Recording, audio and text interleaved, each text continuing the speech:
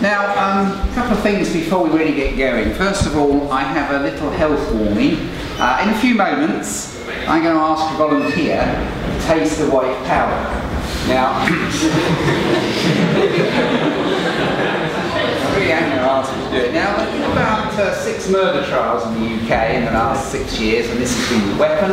And about 10 days ago, there's a woman in America that was found guilty of killing her 5-year-old with this stuff. So, someone's going to taste it and tell us a bit about it. So, just be warned. That's the first thing. The second thing is, I want to spend some time talking about, if you like, the subject about which we might regard as having the ultimate statistic. And the ultimate statistic, somebody has said, is death, because one person out of every one dies. So today we'll be thinking about things that kill you in chemistry. Now, if you're doing A-level chemistry, you might think death from chemistry is whatever you're doing at the moment you don't like very much. I don't know, transition metal chemistry or energetics or something like that. But I hope by the time we finished I've persuaded you there's actually another form of death by chemistry, and that is from substances which are poisonous. So let's have a little look at what we mean by the term poison. That's after all what we're going to be thinking about. So here is a definition. It's not a totally comprehensive definition, but it's actually very difficult to get a totally comprehensive definition. I'll take you through it and I'll have a little look at what it tells us, and then what it doesn't tell us, and then we can have the moment of truth where somebody tastes our white powder. Okay, so what is a poison?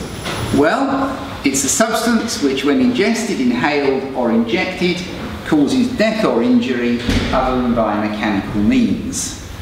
Now, if you have a little think about that, there's quite a lot in that definition. It should tell us quite a bit about a poison. First of all, we describe it as a substance. Can we see my point? No, I don't think you can. I'll just wave my hand in a vague direction. A substance, right, a substance. That's what chemists always say when they don't quite know how to describe lumps of stuff. So it's a lump of stuff, a powder, a liquid, it can be a gas, which somehow you get inside you. So ingestion, the obvious one, you eat or drink something, could be inhalation, you can breathe substances in, something like carbon monoxide is poisonous, or injected. So sometimes poisons are delivered by injection, and for example, the most prolific serial killer in the UK was a doctor, a man called Harold Shipman, and he injected his victims. And they actually don't know how many people he killed. After his trial in the late 1990s, there was a public inquiry, and they estimated that he killed 250, but it's only an estimate. I don't know why he did it. He was a very strange individual, clearly. How he got away with it for so long is really quite worrying, because he had a rate of death from his single-handed practice that was 8 times greater than the one down the road. And every victim had a death certificate which had to be signed by both Shipman and a colleague from the practice down the road. And they knew that the numbers were very high, but it went on for years before he was actually arrested. Anyway, but he was using injection. There are one or two other ways you can get poisons inside you, of which the surprising one is just through the skin. There are some substances which will just cross the skin. So hydrogen cyanide, which we'll see in a few moments, will just cross the skin. There are some other things that will cross the skin. Drug companies are increasingly using these. You might know that you can have, if you're trying to give up smoking, you can have a patch attached to the skin, and you can have a delivery of nicotine across the skin with some appropriate carrier. But increasingly drug companies are trying to deliver drugs just across the skin, so no injection, no swallowing tablets, but a patch on the skin. So I haven't got that on the list. It's relatively unusual for poisons, but there are some that will just cross the skin. Now, what do they do when they get inside you, these things, these lumps of stuff, these substances? Well, it says here they cause death or injury. We've started with death, because that's always a spectacular one, but there's a whole host of injuries that poisons can cause that are short of death. So, for example, you may go unconscious. If you took an excess of something like paracetamol, you'd go unconscious before you died. That's because your brain is affected by the excess of paracetamol, and you go unconscious because of that. There are some other poisons that will affect the brain longer term, things like mercury salts will affect the brain, so that people end up going mad. In fact, you may know about the Mad Hatter in Alice in Wonderland by Lewis Carroll. It's quite interesting that he didn't actually describe the Hatter as mad. Hatters in Victorian times used to make hats from felt, and they treated the felt with mercury salts, and that just, I think that made them look nice, but it didn't do the hatters any good. And anybody who made hats was by definition mad, because they were all affected by these mercury fumes. So Lewis Carroll didn't have to call the Hatter mad. Everybody knew by definition that he would be. So amazingly, the Mad Hatter, the designation Mad Hatter, is not Lewis Carroll's, it's our interpretation.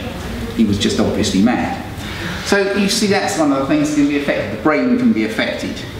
Other organs can be affected, the liver and the kidneys, because they're your natural organs of detoxification. They're trying to keep your body in a healthy state, and so if you are poisoned, they may well be affected. You may find that because you've taken in something poisonous, the body is using a very simple mechanism for getting rid of the poison. So you might be sick, you might have diarrhea, and if you have those, you very often have, in fact you typically have quite a lot of pain. So death from poisoning is often extremely painful. Never shown in detective stories if somebody's poisoned, but it is quite typical that people are in pain when they die. So in Victorian times, where white arsenic was commonly found as a household chemical and occasionally given to people by accident or design, it was noted what a painful way that was to die. We're going to look at the case of Graeme Young. He gave people thallium compounds, and one of his victims was given thallium on a Friday and spent the weekend in total agony. And he said, I wanted to die. Not, I thought I was going to die, but I wanted to die. That's how painful it is. So you can have stomach cramps, and all these things count as injury. So there's a whole raft of things that we lump together as injury, often at sublethal doses. What about the last point? Other than by mechanical means, surely that's obvious. It's got to work by chemistry, it's not got to work by anything mechanical. Well, we would say that now, but when toxicology was first developed as a science, there was a professor from the University of Paris, a man called Professor Orfila, and he wrote a textbook. And the first textbook ever written includes ground glass as a poison. Now, ground glass, it kills you, and not all sorts of ground up glass would, but if ground glass kills you, it operates mechanically because it lacerates the gastrointestinal tract and you bleed to death. Now, Orfila reasoned that if you swallowed it and you died, it must be a poison. It turns out not to be. It turns out to have a mechanical effect. Now, having said all of that, we might think somewhere in this definition we ought to have an amount specified. Surely a poison is only a self-respecting poison if it doesn't take much to kill you. Well, it turns out that you can't have that as a specification, partly because people's susceptibility to poison changes as they get older, partly because under certain circumstances you can be given substances which are not particularly toxic, and if the dose gets high enough, you will die. So everything has a dose above which you shouldn't go. And if by some means a criminal persuades you to consume that poison, then you've been poisoned, you've been killed, and a crime's been committed. So you have to be very careful not to specify poisons just in terms of the highly toxic substances like cyanide or arsenic or strychnine. You have to specify what the effect is and assume that the dose will look after itself. And for some relatively non-toxic, low-toxicity substances, it takes a huge amount. Now, does that apply to everything? Well, in fact, water. If I were to stand here and consume 7 litres of water, which would be incredibly uncomfortable, where you could phone for the ambulance because I'd probably pass out quite quickly. I'd cause catastrophic dilution of my body salts called hyponatremia, and I'd end up in hospital and I may well die. So even large amounts of water can be poisonous. Now, no criminal is going to smuggle large amounts of water into my diet, so I think I'm fairly safe at the moment. On the other hand, I'm going to use something here that has been used by criminals, so have I got a volunteer who'd like to taste this? There's a hand up there straight away, so I'd like you to taste that white powder.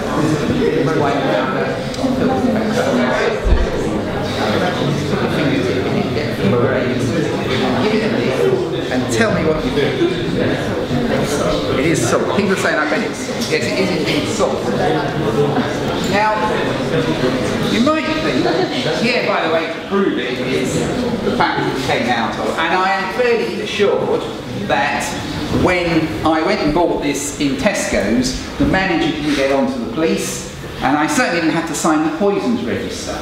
Why not? Because the sort of amounts I'm going to use are not going to be poisonous, and our friend there is going to be fine. It's just tasted a little bit. The circumstances of the criminal trials have all been fairly similar, though the one in America is pretty chilling, but they've always involved a young child or a baby. And the reason for that is that your kidneys are not particularly well developed when you're born, and so you can't cope with much salt in the diet. As you grow up, you can cope with increasing amounts of salt. And there have been various tragic cases, and I'll say, although they were murder trials, no one's been found guilty, because it's always been an accident that a baby, perhaps at the stage of being weaned, a young child, has been given food with too much salt in. And there are some surprising foods with lots of salt in, something like cornflakes. So about 3 years ago, there was a young couple who accidentally killed their toddler, really sad case. And they gave their toddler not proper baby food as the toddler was weaned, but they gave him mashed up cornflakes in milk, and cornflakes have high salt levels. You have to be very, very careful at that stage of someone's life not to give them too much salt. The case in America, the mother who is awaiting sentencing, I haven't heard what's happened to her, but she's awaiting sentencing. She appears to have the psychological condition Munchausen by proxy, which means that bizarre psychological pleasure out of someone near to you being ill. And she seems to have given her little boy increasing amounts of salt, and as he became iller, he went on a drip, and then it made it very easy for her to poison him with large amounts of salt. So sadly, salt can do all these things, even though under most circumstances it is not poisonous. So we have to be very careful about having a definition. For example, you mustn't have something that would exclude salt, because under certain circumstances poisoning by salt has been a criminal activity. So that's what a poison is.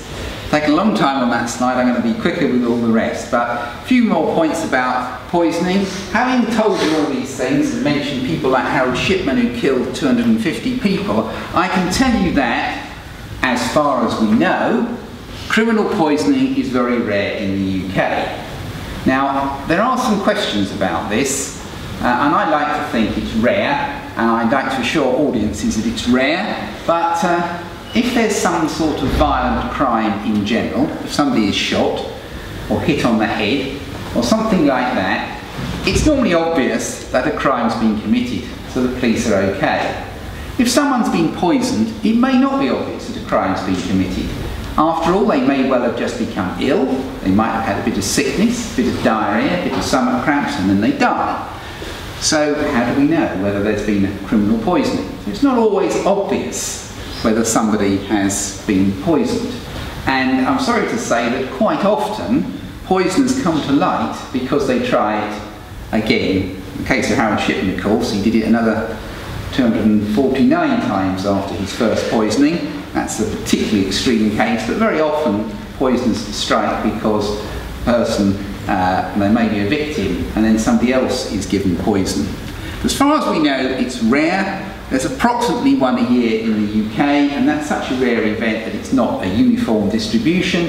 So it's not since 2013 that we've had a case of criminal poisoning in the UK. So I think we're a bit overdue. So probably it's worth watching the news to see when the next case happens. Okay, now what about poisons? And I thought we'd we'd have a list of possible poisons and have a look at some specific cases involving some fairly toxic substances. So I came up with a list of poisons. Probably you might have come up with this list yourself, or some of them, before the lecture. And these are all poisonous in very small amounts. So they are proper self-respecting poisons. They're not like my fiddle of salt or even water. You have to have just a trace of these. And if we have a look at them and look at their essential chemistry, we could pose the question, what have they got in common? And the answer is nothing. And this is one of the problems about poisons. It can be extremely difficult to have a look at something and decide from first principles whether it is poisonous. So if we go down the list, arsenic at the top and thallium at the bottom happen to be elements, and they are poisonous as elements and also in their compounds, although their compounds vary quite widely in how toxic they are. So there are some surprisingly non-toxic arsenic compounds. Thallium is pretty toxic in all its compounds. Then there's cyanide, a functional group. You get carbon and nitrogen together as its functional group, and that turns out to be in all sorts of molecules, including, by the way, a substance called amygdalin, which is in apple pips. So if you ever swallowed an apple pip, you've had a little dose of cyanide. Just worth bearing that in mind. I don't know how many apple pips it would take to kill somebody, but quite a lot. But the number of apple pips, even if you eat your way right through an apple core, the number of apple pips is low enough that you don't get enough cyanide to kill you. But it's a fairly toxic substance. The third one on the list is aconitin, and I put that on the list because I want to tell you particularly about a poisoning case, because it's quite an unusual poison and it was quite an interesting case. But here is something that is a proper, naturally occurring compound. And if we look at the way in which chemists classify substances as elements or compounds, we find that both sorts are represented here. Arsenic is a, well, it's not quite a metal. Sometimes we call it a metalloid. It's really a non-metal. Thallium is a true metal. You can make ingots of thallium. It's a proper, shiny, metallic substance. So we've got metals and non-metals, we've got inorganic and organic compounds, we've got elements and compounds. So it turns out that every way we want to divide up the chemical world has representatives of poison. So it's very difficult to look at a poison or look at a substance and decide from first principles whether it might be poisonous or not. One little thing though, I will just mention the periodic table, because the poisonous elements tend to cluster in a particular part of the periodic table. Now when you start looking at the periodic table, and I know you start studying the periodic table, you see the periodic table very early on in your school career in science, and you've got this idea of how the periodic table came about and how the elements were originally arranged in increasing order of relative atomic mass, and then Mendeleev with a brilliant insight said, well, we've discovered lots of elements lately, let's leave a few spaces and then we can get everything lined up so we've got very similar chemistry, for example in group 1 or in the halogens down the other end of the periodic table. So, and then people went off and they knew what sort of properties they were looking for, and lo and behold they found all the elements as predicted. So it's a really clever piece of science. And that's the sort of thing we do when we start, and then we do A-level chemistry. I think we do in AS to begin with. We do first ionisation energies and things like that, and we've got zigzag graphs and all that sort of stuff. But what they don't tell you is you can also use this to look at the elements of life. And if you were going to have a sandwich made out of elements from the periodic table, you'd want to go to the top left-hand side over here, not beryllium particularly, but certainly sodium and potassium and magnesium, and the biggest bit of you is the calcium phosphate mineral known as hydroxyapatite. So there's calcium, and also quite high up is phosphorus on the other side. So you've got a lot of calcium inside your body. You've also got quite a lot of sodium and potassium. Your muscles work by a clever balance between moving potassium and sodium salts or sodium ions either side of membranes. So do your nerve impulses. So you need all those salts. And if you go across the top row of the transition metals, you'll find they're useful. Then you come to bad news, which is the bottom right hand side, and those are the generally toxic elements. So down at the bottom of the transition metals we've got cadmium and mercury, which are both extremely unpleasant. Next to mercury is thallium. Thallium is lead, and then a little bit up is antimony, which is very poisonous, and arsenic. So you find that the poisonous elements are clustered there. And there's a reason for that.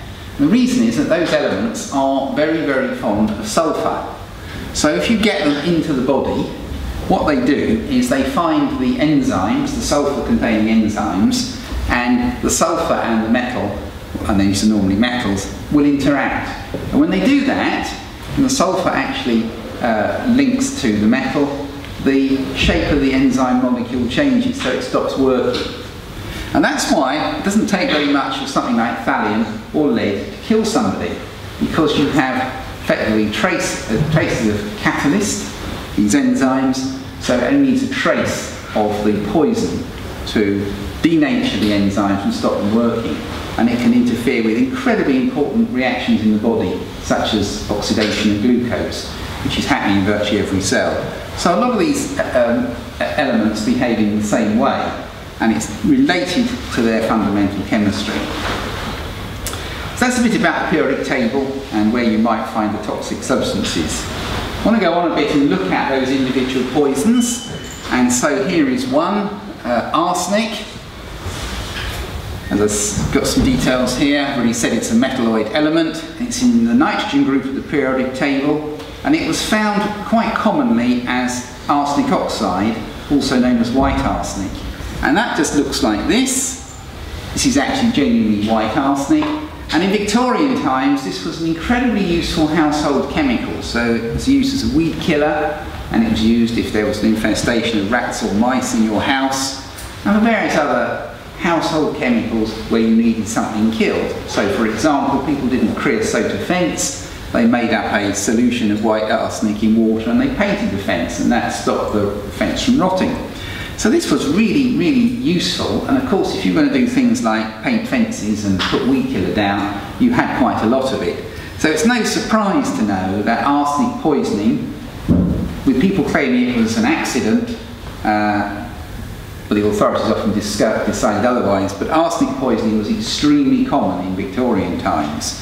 And so you didn't have a fridge or a freezer or anything, you had a pantry, a cool cupboard, you might have flour and sugar and this stuff all next to each other in jars. So it was quite common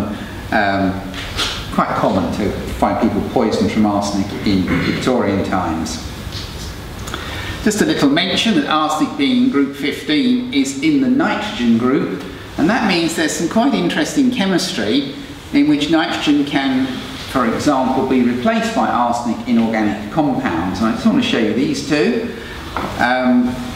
I normally tell how polite an audience is by how long it takes them to smile about this or to snigger. But you can replace, so there are these ring compounds with nitrogen, and you can replace the nitrogen with arsenic. And that was originally proposed by an Australian chemist who was working in London, and a man called Ronald Nyho, who I think, being Australian and therefore a bit brash, said, no, I'm going to call it arsehole, and he didn't care. So, and now if you go and look in the big, thick textbooks of chemistry in the university library, you'll find whole chapters devoted to the chemistry of arseholes. And there's another interesting thing, those of you who've done enough of chemistry yet, there is quite a lot of interest in chemistry about benzene, the original aromatic molecule. And that works because you have a ring of 6 carbon atoms and you have 6 electrons, and that turns out to be incredibly stable. Well, it turns out that pyrrole also has 6 electrons in a ring, 2 electrons from nitrogen and the other 2 from the other 4 from that double bond. And it turns out, therefore, it is aromatic. It's a very stable system. And about 6 years ago, some people did a calculation, they published a paper, and their question was, is arsehole aromatic? Right, great question. It takes a long time to explain to a non-chemist that actually that's a meaningful question, and not one that you prefer not to find the answer to. And also, quite interestingly, it turns out that arsehole is not aromatic because arsenic is a very big atom. And so that ring is not in a nice plane, it's bent. And because it's bent, you can't get all the electrons in that nice stable arrangement. So it turns out that if anybody ever asks you, you now know that arsehole is not aromatic. It's cropped up a lot of times in history, and I said a lot of times in Victorian times, but I've got slightly more recent cases that was used by a man called Major Armstrong. And he used white arsenic to poison his wife. And again, it's an interesting example because he originally got away with it. He went down to his local chemist shop, that's to say the local pharmacy, and he bought white arsenic. He claimed he was putting it on the weeds in his garden in February. Well, it's not a normal time for plants to be growing particularly luxuriantly. It's a surprise that there was a problem with weeds. but certainly his wife became ill and she died, and that appeared to be the end of it. He was a solicitor in a small town, of Hay-on-Wye, just over the border into Wales. And shortly after his wife died, a new solicitor moved into the town, and Major Armstrong was clearly envious and invited the solicitor to come to tea. And while he was at tea, he passed him a piece of cake with the words, "Excuse fingers," didn't offer him the cake, just passed him a particular slice of cake. And the solicitor ate the cake, went home and was violently sick. And as luck would have it, his father-in-law was the chemist who'd been selling white arsenic to Major Armstrong in February for killing weeds, and had already been a bit suspicious about this. So they went to the police and they exhumed the body. They dug up the body of Mrs. Armstrong, and they found that she had got considerable amounts of arsenic in her, and he was found guilty of her murder and hanged in 1922. He's the only solicitor ever executed for murder in the UK, which is an interesting and not very enviable statistic. This is a picture of him at his trial, looking rather thoughtful as he's about to be sentenced. So that's Major Armstrong and arsenic. Then there's cyanide, and as I've already mentioned, it's a functional group. It's carbon and nitrogen in combination. So you can have it just in covalent combination, or you can have it as an ion. And as I've already mentioned, it's found in natural products, classic being amygdalin. So there you are, you who like to eat apple pips. It's a form of cyanide-containing compound where it's present as a functional group. It also crops up in simple salts, and it's exceptionally toxic as something like potassium cyanide. And there was a case in about the year 2000 of a man called John Allen who took his girlfriend on holiday and gave her potassium cyanide.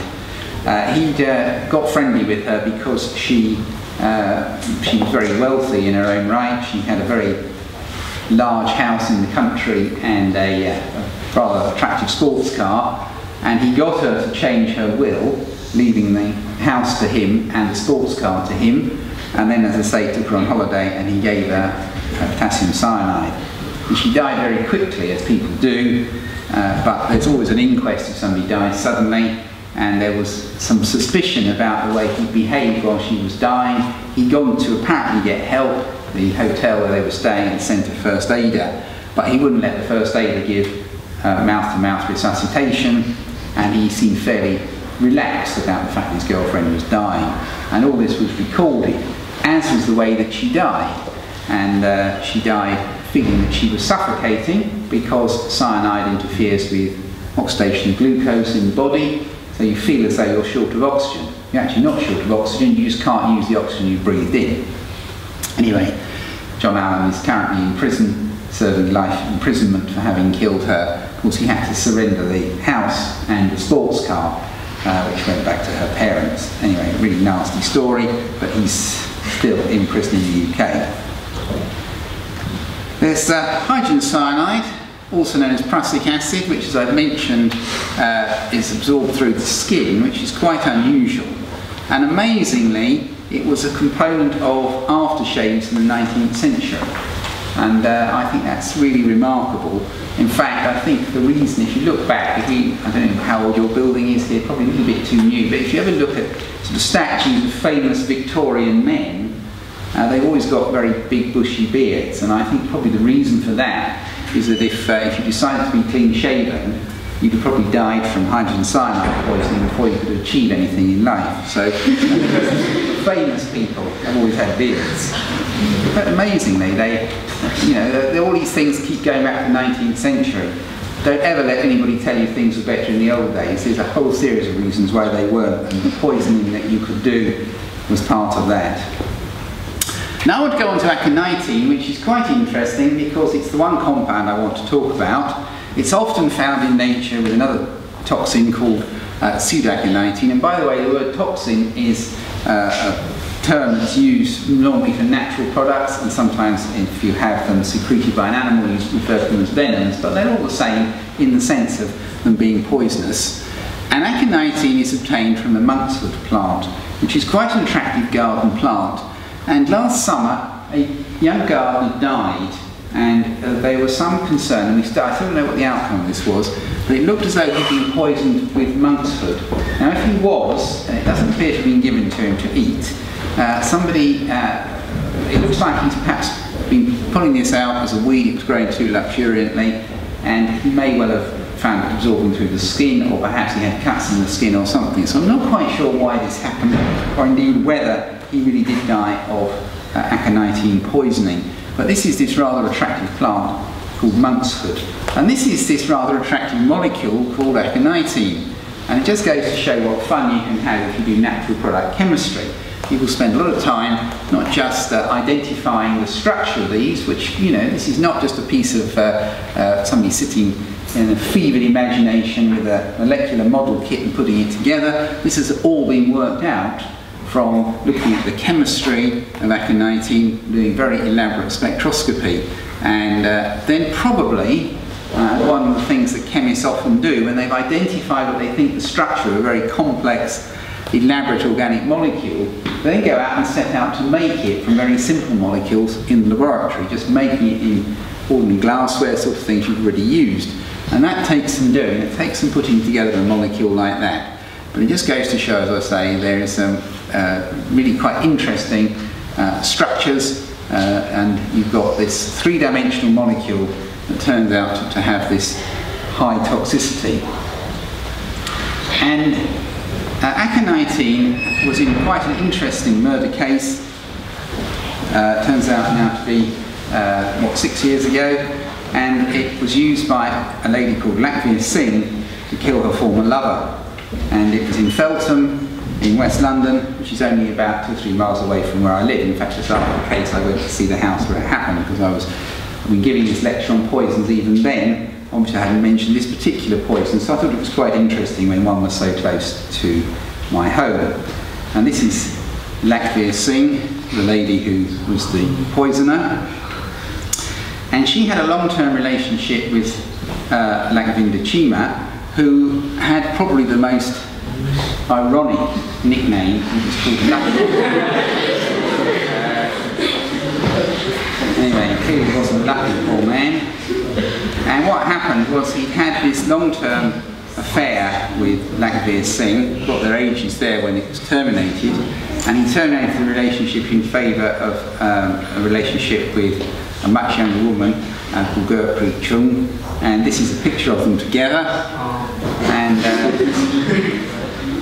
then the story, on the 27th of January 2009, they both became violently ill after eating a curry prepared by Singh.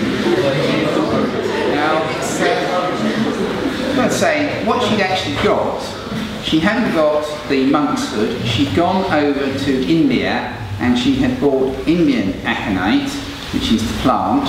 This took a bit of identifying and was eventually identified, I'll show you in a moment, was identified at Kew Gardens. But it is used in cooking in India, but what they do is they cook it. And there are some plants where you can cook the root, as you can here, or even things like kidney beans you can cook, because you can destroy what's poisonous. So what Singh did was to make the curry and then grate this root cold into the curry so it retained its toxicity. Well, the couple both became very badly ill. They were taken to West Middlesex Hospital, where Chima died a few days later. And Singh was arrested not long afterwards. Only 4 days later she's arrested. And what do they find in her possession? Small packets of plant root in her coat pocket and her handbag. Might have been a good idea to get rid of them, but she didn't. And this, as I say, was sent to Kew Gardens, who identified it as Indian aconite. So a relation of the English monkshood that we've seen, but actually not quite the same.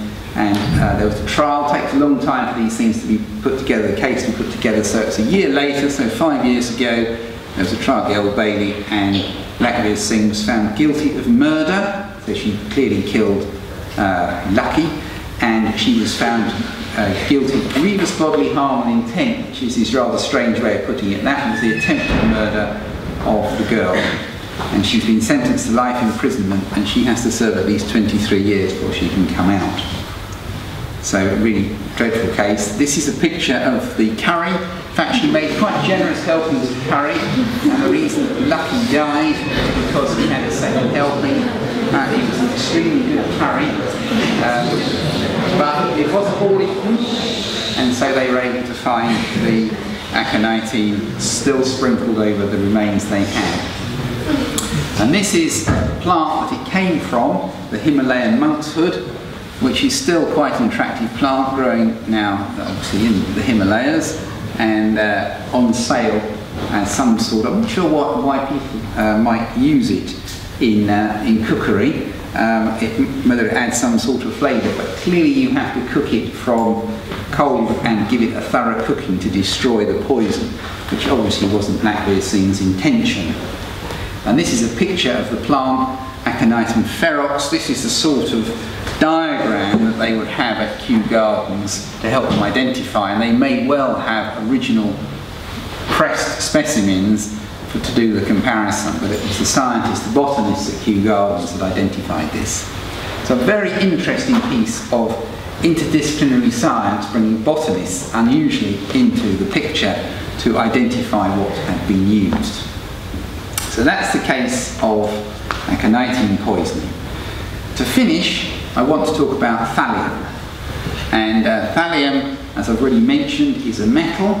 You can get proper ingots of thallium. It's a very heavy metal, but it is a real metal. It shows two oxidation states, +1 and +3. And in the +1 state, it's mistaken by the body for potassium, so it's actually moved quite readily into the body. But once inside the body, it starts to interact with these sulfur-containing enzymes, and it starts to cause damage. There is a telltale sign of thallium poisoning, and that is baldness. The victims tend to lose their hair.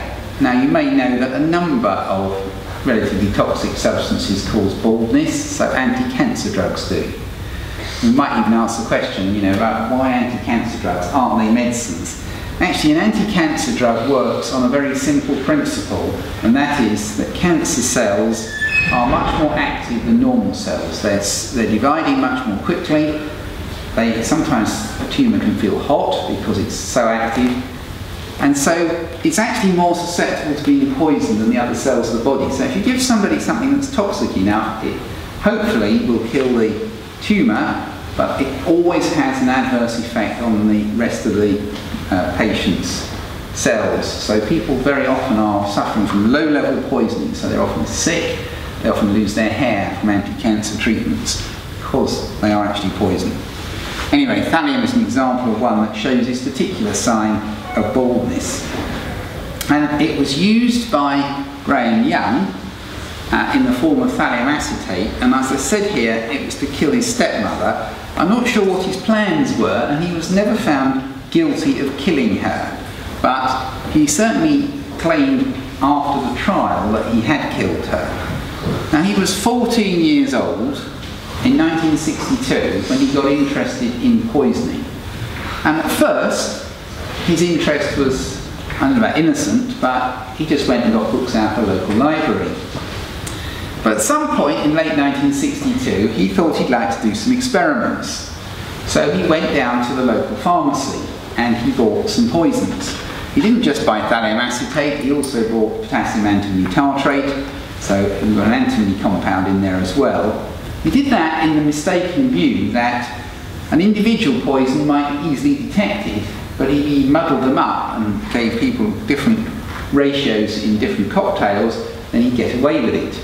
Well, he was wrong, because people very often do not detect poisoning, so he probably would have got away with it just with thallium acetate or with potassium antimony tartrate. Anyway, it wasn't only his stepmother he gave any of these things to. He gave some to his father, some to his sister, and also he popped down to school to give some to his best friend.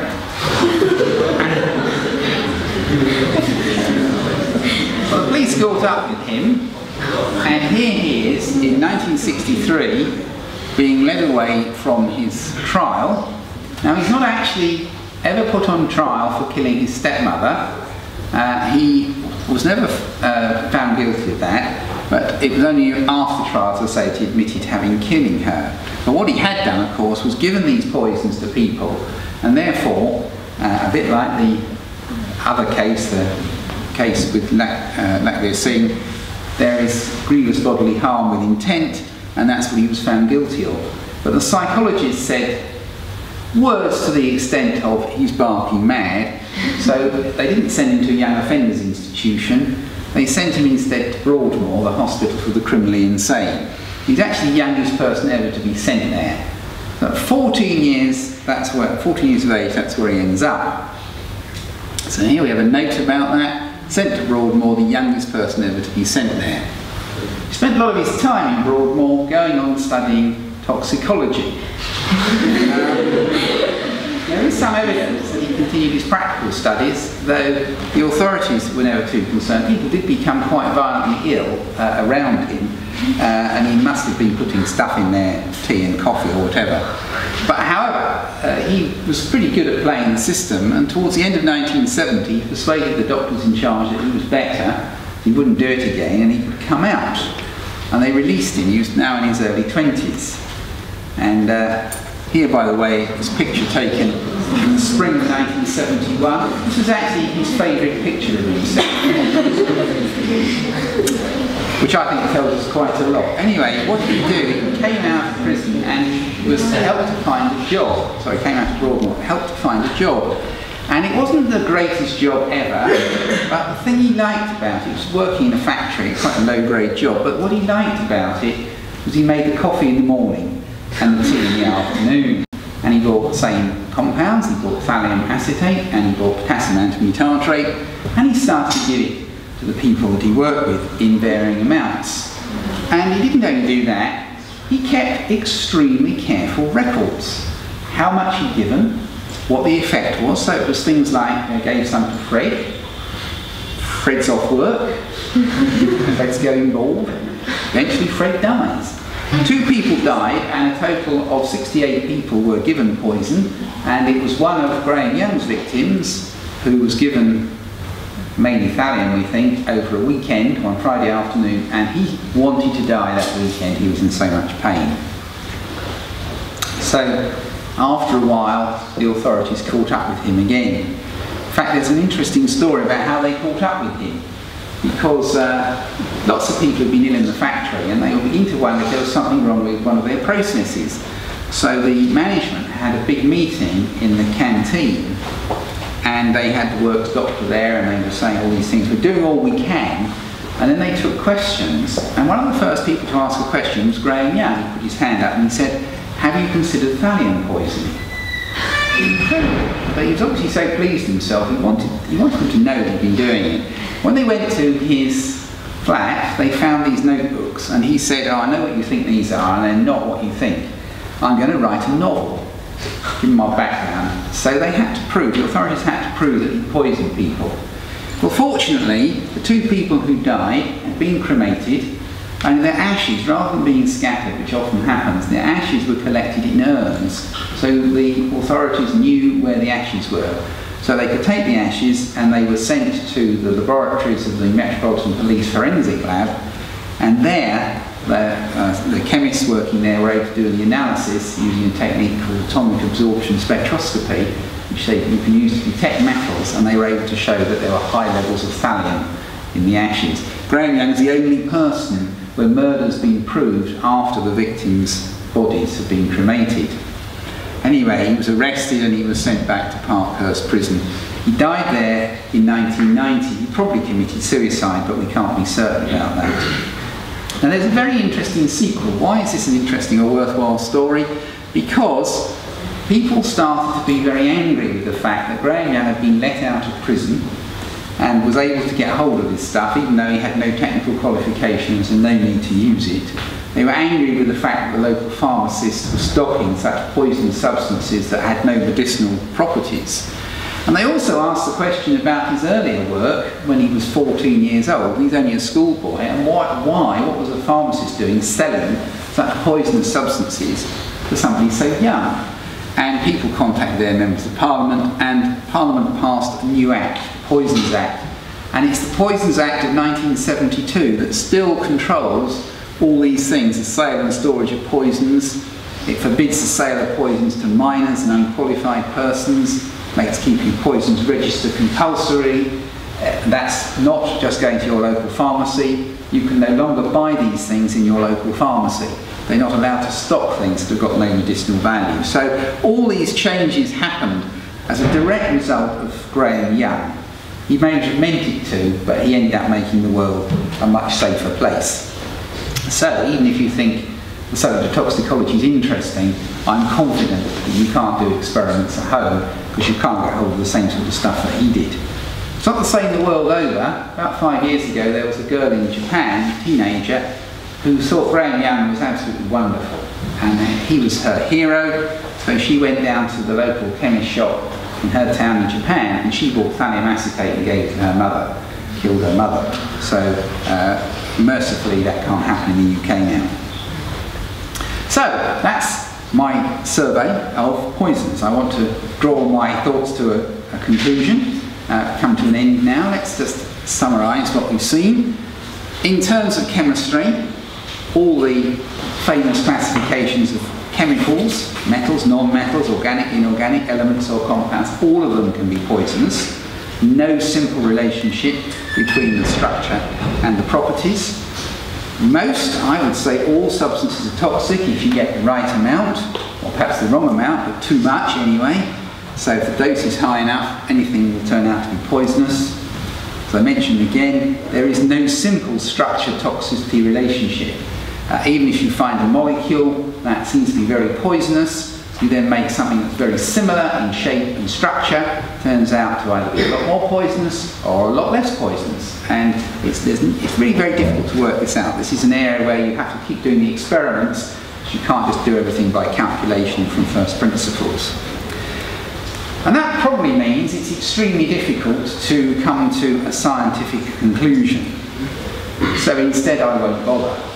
What I'll do instead, and this is unusual for a scientific lecture, is to leave you with a moral. And the moral of this survey of poisons is this: you should be nice to the person who makes your tea, because your life depends on it. Thanks for listening.